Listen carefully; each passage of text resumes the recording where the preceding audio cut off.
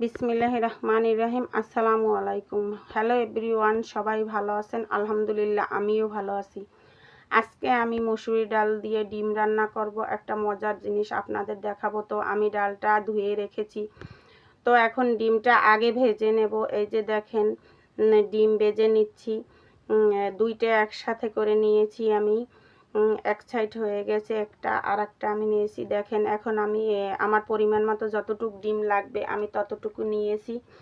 তো এখন আমি ডিম ভাজা শেষ, মশলাগুলো ভালোভাবে কষিয়ে নেব। পেঁয়াজ, রসুন, হলুদ, মরিচ, দারচিনি, এলাচ এইসব আমি একসাথে করে মশলাগুলো কষিয়ে নেব। তো দেখেন, আমার মশলাগুলো কষানো হয়ে গেছে। এখন আমি ডালগুলো দিয়ে দেব। যেহেতু ডাল আগে ভিজিয়ে রেখেছি, এখন আমি ডালগুলো সব দিয়ে দিতেছি। দেখেন, দেওয়া হয়ে গেছে। তার উপরে আমি ডিমগুলো দিয়ে দেব। এই যে দেখেন, কত সুন্দর ডিমগুলো দিয়ে দিয়েছি। মরিচের গুঁড়োটা দিলে ডাল বা ডিম লাল হবে, সুন্দর হবে, ভালো লাগবে। তো তার পাশাপাশি আমি বোম্বাই মরিচও দিয়ে দেব। দেখেন, আমার ডাল প্রায় হয়ে গেছে। তো এখন আমি ধনিয়া পাতা দিয়ে দিচ্ছি।